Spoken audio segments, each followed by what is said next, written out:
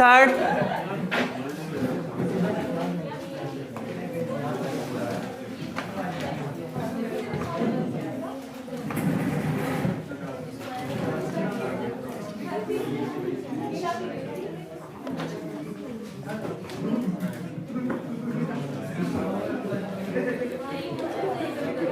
Schrodinger समीकरण के हल।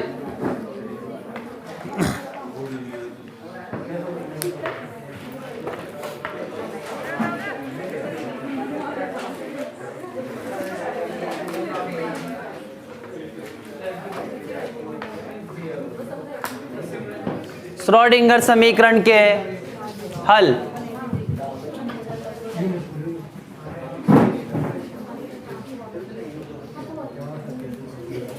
मतलब ये भी याद नहीं है कि यूनिट पूरी हो गई। पढ़ने नहीं आता यार।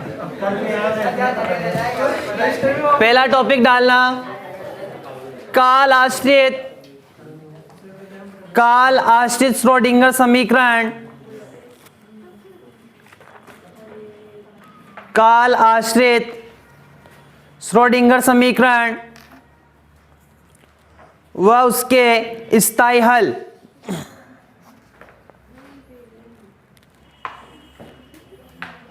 काल आश्रित श्रोडिंगर समीकरण व उसके स्थायी हल। देखो अपन जानते हैं हैमिल्टोनियन जो संकारक है उसके लिए ऊर्जा आयगन मान समीकरण क्या लिखी थी अपन ने, H cap Sai r t बराबर e Sai r t.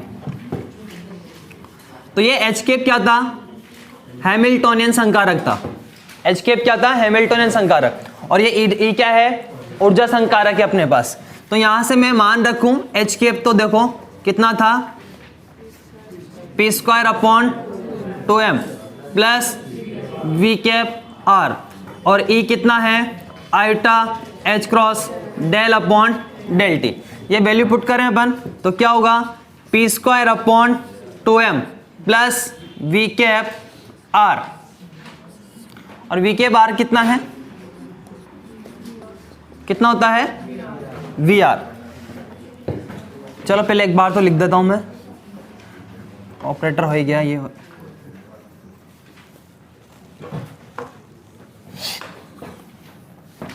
We के बार और ये साई आर टी बराबर ई कितना है, iota h cross del upon del t और ये साई आर टी, ठीक है। और वी के बार को मैं नेक्स्ट टाइम लिख दो या चाहो तो तुम यही लिख दो, वी कैप आर कितना होता है, वी आर। तो फिर ये वी आर लिख देता हूं मैं, मतलब iota h cross del upon del t psi r t बराबर, इसको इधर लिख दिया मैंने, पी कितना है अपने पास, minus iota h cross del vector, जानते हो ना। तो कितना होगा, माइनस स्क्वायर करेंगे तो प्लस हो जाएगा। और आयोटा स्क्वायर कितना होगा, माइनस, मतलब माइनस एच क्रॉस का square upon 2m del square plus v r और साई आर टी। तो iota h cross del psi r t upon del t बराबर माइनस एच क्रॉस का square upon 2m del square psi r t plus v r psi r t. Equation number first, ठीक है। यहां पर जो समीकरण एक है उसमें स्थितिज ऊर्जा आर का फलन है, जबकि जो तरंग फलन है वो क्या है, आर और टी का फलन है। अतः चर पृथक्करण विधि से, वेरिएबल सेपरेशन मेथड, क्या है, साई आर टी बराबर साई आर टी बराबर साई आर फाई टी मान ले, ठीक है। चरों का क्या कर दिया मैंने, पृथक्करण कर दिया। Equation number second from equation number first and second क्या होगा, iota h cross del upon del t और फिर साई आर फाई टी बराबर माइनस एच क्रॉस का square upon 2m del square psi r t, मतलब psi r phi t, फिर plus v r psi r t, v r और psi r T का मतलब psi r phi T. ठीक है, इसको मैं ऐसे लिख दूं, आयोटा एच क्रॉस यहां टी के सापेक्ष है तो साई आर बाहर, del phi t upon del t बराबर माइनस एच क्रॉस का स्क्वायर अपॉन 2m। ये डेल स्क्वायर अपन क्या लिखते हैं, del square upon del x square plus del square upon del y square plus del square upon del z square. इसका मतलब किससे रिलेटेड है, स्थिति से। किससे रिलेटेड है, स्थिति से। तो फाई टी क्या करूं मैं, बाहर, और ये del square psi r plus v r psi r phi t. Equation number 3 क्या करूं, अरे अच्छा साई आर फाई टी से क्या करूं, भाग दूं, भूल गए, खैर याद ही कब क्या था। साई आर फाई टी से भाग देने पर तो iota h cross psi r का भाग दूंगा तो फाई टी अपॉन में आएगा, phi t del phi t upon del t बराबर माइनस एच क्रॉस का स्क्वायर अपॉन 2m और अपॉन में psi r del square psi r plus v r. Equation number 4। उपरोक्त समीकरण का LHS किसका फलन है, T का फलन है, जबकि RHS R का फलन है। अतः ये दोनों अलग अलग किसी नियतांक के बराबर होंगे, माना वो नियतांक क्या है, E है। तो एक बार तो मैं इसको किसके बराबर कर दूंगा, E के, और एक बार फिर इसको E के बराबर। अलग अलग किसी नियतांक के बराबर होंगे, इसका मतलब यूं नहीं है कि ये अलग और ये अलग। अलग अलग का मतलब यूं नहीं है, अलग अलग का मतलब है कि एक बार तो ये अलग से E के बराबर होगा और एक बार ये E के बराबर होगा। अलग अलग E के बराबर होंगे। ठीक है, लिखें,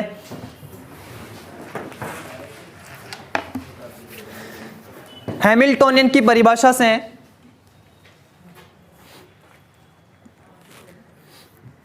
हैमिल्टोनियन के परिभाषा से काल आश्रित श्रोडिंगर समीकरण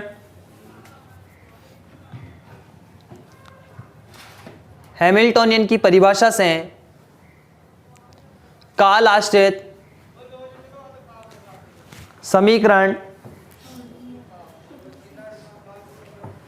निम्न प्रकार ज्ञात करते हैं। निम्न प्रकार ज्ञात करते हैं। देखो अपन जानते हैं h cap psi r t बराबर ई साई आर टी होता है। एच केप हैमिल्टोनियन संकारक है, तो ये क्या है, पी केप का square upon 2m plus v के बार, और ई कितना होता है, h cross del upon del t. ठीक है, और वी के बार कितना है, वी आर। तो ये पी केप का square upon 2m plus v के बार को मैंने वी आर लिख दिया, या आप चाहो तो लिख दो, ये लो वी के बार नेक्स्ट लाइन में लिख देना psi r t i touch को del upon del t psi r t. फिर यहाँ कह देना कि वी के बार कितना होता है, वी आर होता है, और पी केप कितना है, minus आईटा H cross del vector है। तो ये वी के बार को तो मैंने यहाँ देखो पहले तो ये लिख दिया, P cap minus आईटा H cross del vector है, तो ये तो इस माइनस का तो प्लस हो गया, स्क्वायर करेंगे तो, और आईटा स्क्वायर माइनस तो एच क्रॉस का स्क्वायर अपॉन 2m और ये del square plus v r, v के बार को वी आर और ये साई आर टी, यहां से हटा दो। ठीक है, अब यहां पर देखो ये तरंग फलन मैंने इस पे ऑपरेट कर दिया, ये इस पर ऑपरेट कर दिया। Equation number first. इसके बाद मैंने क्या कहा कि समीकरण 1 में जो स्थितिज ऊर्जा है वो r का फलन है, जबकि तरंग फलन किसका फलन है, r और t का फलन है। अतः चर पृथक्करण विधि से साई आर टी बराबर साई आर फाई टी। ठीक है, चरों का क्या कर दिया, पृथक्करण कर दिया। ये वैल्यू पुट कर दी मैंने साई आर टी की जगह। अब यहां पर t का फलन है तो t के सापेक्ष अवकलन होगा, दैट मींस साई आर क्या है, कांस्टेंट है, बाहर लिख दो। माइनस एच क्रॉस का square upon 2m del square. यहां देखो ये जो डेल स्क्वायर है किसका किसके रूप में होता है, del square upon del x square plus del square upon del y square plus del square upon del z square. मतलब किससे रिलेटेड है, स्थिति से। तो ये t वाला बाहर और ये del square psi r plus v r psi r t, क्या करें, साई आर फाई टी का भाग दे दें। तो ये जो समीकरण 4 है इसका LHS किसका फलन है? टी का फलन है, जबकि आरएचएस आर का फलन है। अतः ये दोनों अलग अलग किसी नियतांक के बराबर होंगे और माना वो नियतांक क्या है? ई है। ठीक है, समीकरण 1 तक लिखो, समीकरण 1 तक ओनली। समीकरण 1 के बाद लिखोगे उपरोक्त समीकरण में स्थितिज ऊर्जा दूरी आर का फलन है। उपरोक्त समीकरण में स्थितिज ऊर्जा दूरी आर का फलन है तथा तरंग फलन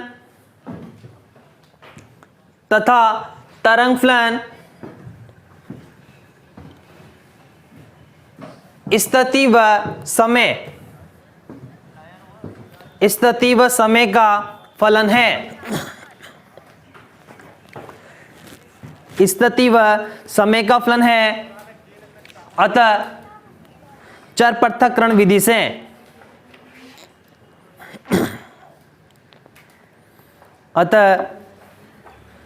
चर पृथक्करण विधि से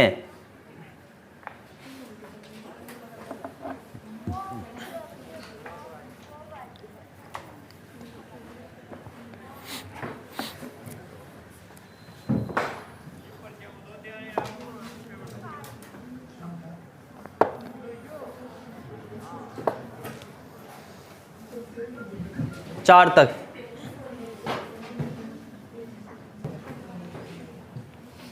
समीकरण 4 तक लिख लिया सबने? लिखो समीकरण 4 का LHS, समीकरण 4 का LHS टी का फलन है, टी का फलन है, जबकि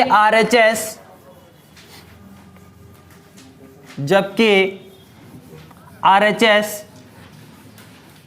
आर का फलन है।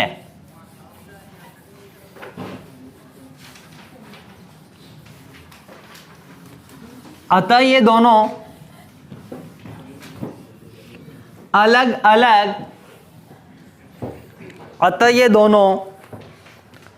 अलग अलग किसी नियतांक के बराबर होंगे।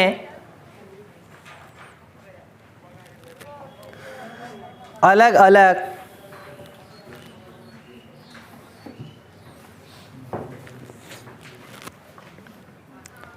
अतः ये दोनों अलग अलग किसी नियतांक के बराबर होंगे, माना वह ई है, माना वह ई है। तो देखो iota h cross upon phi t del phi t upon del t बराबर क्या? ई। समीकरण 5, समीकरण 5 कालाश्रित श्रोडिंगर समीकरण को दर्शाती है, या कालाश्रित समीकरण को दर्शाती है। इसको हल करें अपन, देखो मैं इसको ऐसे लिख दूं, del phi t upon phi t बराबर e upon iota h cross del t. ठीक है, या इस तरह से लिख दें इसको, del phi t upon phi t बराबर minus iota e upon h cross del t लिख सकता है। समाकलन कर दूं मैं,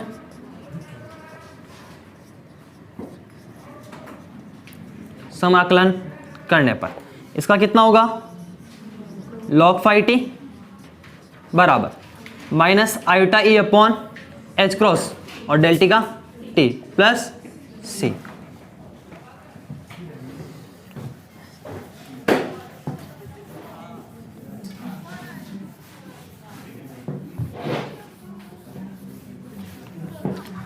इसके बाद देखें, मैं कंडीशन लिखता हूं t बराबर 0 पर। किस पर? t बराबर 0 पर। जो फाई टी है वो क्या होगा? फाई 0 कह देता हूं, t का मान 0। या इसको यूं भी लिख देंगे कहीं, है ना, इस तरह से, फाई नॉट भी एक ही बात है। फाई नॉट ही लिखूं क्या, ये लो, ठीक, कोई दिक्कत नहीं है।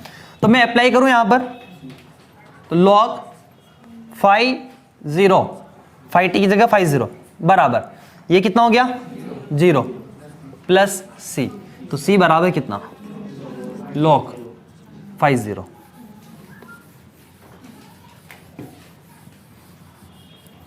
तो वैल्यू पुट करें, log फाई टी बराबर minus iota e upon h cross t plus log phi 0, log phi t minus log phi 0 बराबर minus iota e upon h cross t, log phi t upon phi 0 बराबर minus iota e upon h cross t. तो phi t upon phi 0 बराबर कितना, e की घात minus iota e upon h cross t, मतलब phi t बराबर phi 0 e की घात minus iota E T upon h cross.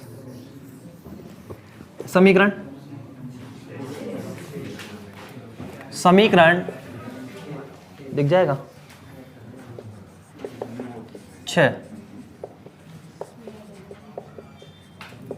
कालाश्रित समीकरण के हल को दर्शाती है, ठीक है। अब ये तो LHS की बात हुई, मतलब iota h cross del psi upon del t को मैंने ई कहा, अब RHS को भी क्या कहूंगा, ई। तो फ्रॉम इक्वेशन नंबर 4,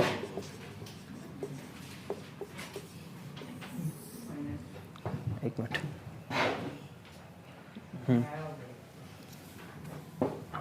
क्या है, माइनस एच क्रॉस का square upon 2m del square psi r t plus v r ही होगा,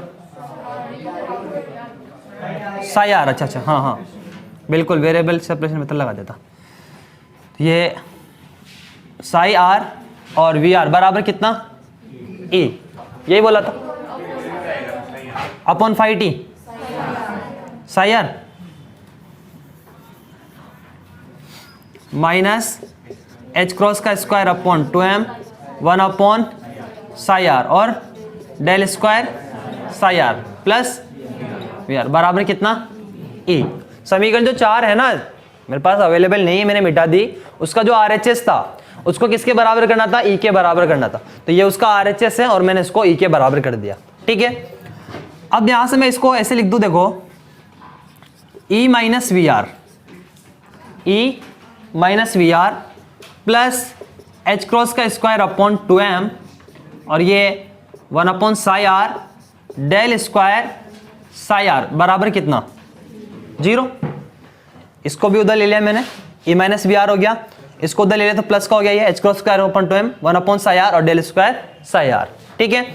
इसको मैं ऐसे लिख दूं, एच क्रॉस का स्क्वायर अपॉन 2m और डेल स्क्वायर साई आर और plus e minus v r psi r बराबर 0 लिख सकते हैं। मैं इसमें माइनस एच क्रॉस का स्क्वायर अपॉन 2m का भाग देता हूं,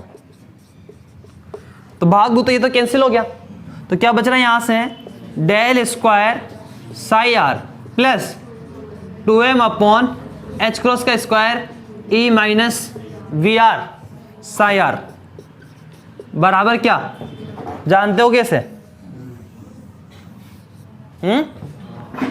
क्या है ये, कौन सी, काल आश्रित या अनाश्रित, अनाश्रित समीकरण है, ठीक है। लिखो,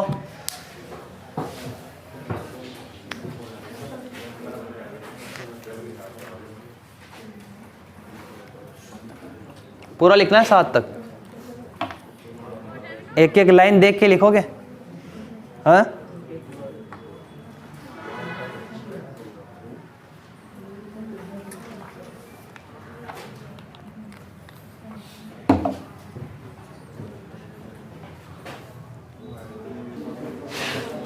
उपरोक्त समीकरण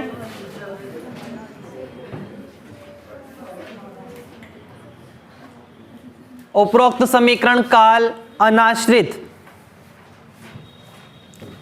उपरोक्त समीकरण काल अनाश्रित समीकरण को प्रदर्शित करती है।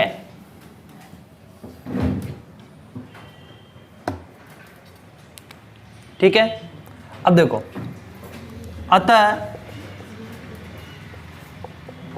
श्रोडिंगर समीकरण का संपूर्ण हल साई आर टी बराबर क्या था, साई आर फाई टी, चर पृथक्करण विधि से ही लिखा था मैंने, साई आर टी बराबर साई आर फाई टी। ये तो साई आर और फाई टी कितना है अपने पास, फाई जीरो e की घात minus iota e upon h cross t. ठीक है, तो साई आर टी बराबर, देखो ये साई आर है कांस्टेंट ही है, ये फाई टी फाई जीरो भी क्या है, कांस्टेंट ही है। तो मैं इन दोनों को एक साथ इंक्लूड करके क्या लिख दूं, इसको साई आर ही लिख देता हूं, मतलब इसको भी इसमें इंक्लूड मान लिया गया है या कोई दूसरा मान लेना आप। ठीक है, ई की घात माइनस आयोटा एच क्रॉस और ये टी यहां लिख लेना पर्टिकुलर, भूल जाओगे नहीं तो फिर फाई नॉट को ढूंढोगे कि कहां गया, है ना। जब इसको लिखो तब लिख लेना कि ये जो फाई जीरो है इसको साई आर में इंक्लूड कर लिया गया है। ठीक है, कांस्टेंट ही है, तो उसी को मैंने क्या नाम दे दिया, वापस साई आर ही बोल दिया। और ये ई की घात minus iota e upon h cross T.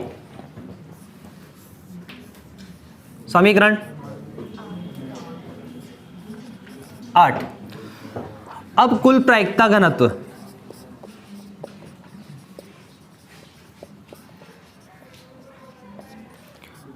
P R t बराबर क्या होगा, मापांक ऑफ साई आर टी का स्क्वायर, यही होती है ना। इसको अपन ये लिख दें Sai star R T, psi r T लिख सकते हैं।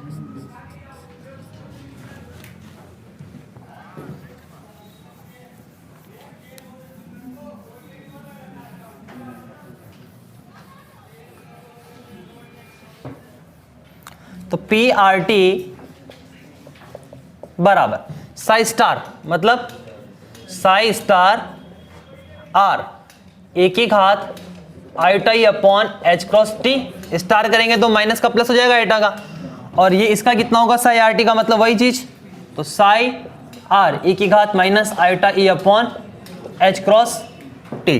ठीक है, तो यहां से अपन देखें पी आर टी बराबर, ये तो कितना हो गया, ए की घात 0 मतलब 1। ठीक है, साई स्टार आर और साई आर, मतलब पी आर टी बराबर मापांक ऑफ साई आर का स्क्वायर, मतलब पी आर टी बराबर पी आर, प्रायिकता ही है। इसका मतलब क्या हुआ कि जो प्रायिकता है वो समय पर निर्भर नहीं करती, और ऐसी अवस्थाएं या किसी भौतिक निकाय में ऐसी अवस्थाएं हैं जिनमें जो प्रायिकता है वो समय पर निर्भर नहीं करती है, स्थायी अवस्था हल कहलाती है। क्या कहलाती है, स्थायी अवस्था हल कहलाती है। ये आधे नंबर में पूछा है 2010 में, स्थायी अवस्था हल क्या है। ठीक है, लिखे पहले ये,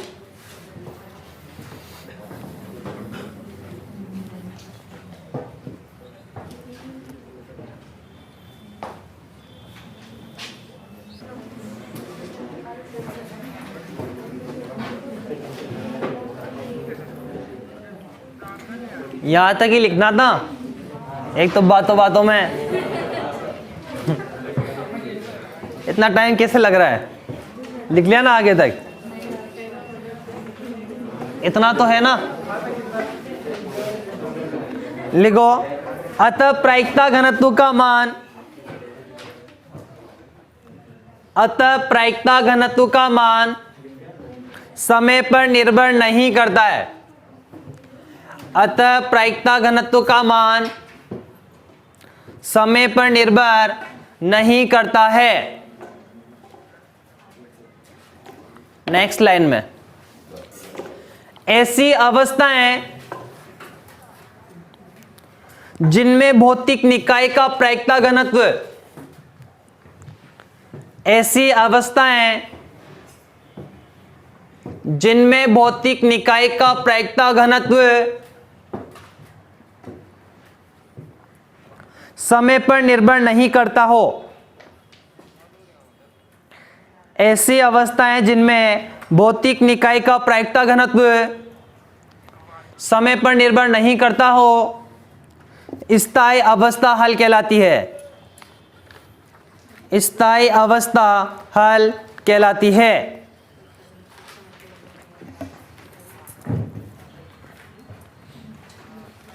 टॉपिक डालो। तरंग फलन के लिए परिसीमा प्रतिबंध, बाउंड्री कंडीशन।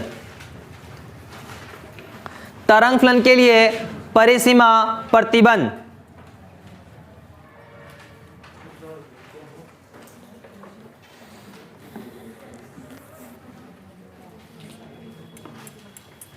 तरंग फलन के लिए परिसीमा प्रतिबंध। देखो, तरंग फलन साई आरटी क्या होना चाहिए? सतत होना चाहिए। तरंग फलन साई आरटी परिमित होना चाहिए। तरंग फलन साई आरटी एकलमानी होना चाहिए। और परिसीमा पर तरंग फलन तथा उसका प्रथम अवकलज सतत रहता है, मतलब समान रहता है। चार चीजें बोली है मैंने। क्या क्या बोला? तरंग फलन साई आरटी परिमित होना चाहिए, सतत होना चाहिए, एकलमानी होना चाहिए, और परिसीमा पर तरंग फलन और उसका प्रथम अवकलज क्या रहता है? सतत रहता है, मतलब समान रहता है। लिखें बात। फर्स्ट पॉइंट, तरंग फलन साई आरटी सतत होना चाहिए। तरंग फलन साई आरटी सतत होना चाहिए। सेकंड पॉइंट, तरंग फलन साई आरटी परिमित होना चाहिए। तरंग फलन साई आरटी परिमित होना चाहिए। थर्ड पॉइंट, तरंग फलन साई आरटी एकलमानी होना चाहिए। तरंग फलन साई आरटी एकलमानी होना चाहिए। और लास्ट पॉइंट, परिसीमा पर बाउंड्री पर, मतलब तरंग फलन तथा उसका प्रथम अवकलज, परिसीमा पर तरंग फलन तथा उसका प्रथम अवकलज सतत रहता है। ठीक है, आज इतना ही पढ़ेंगे।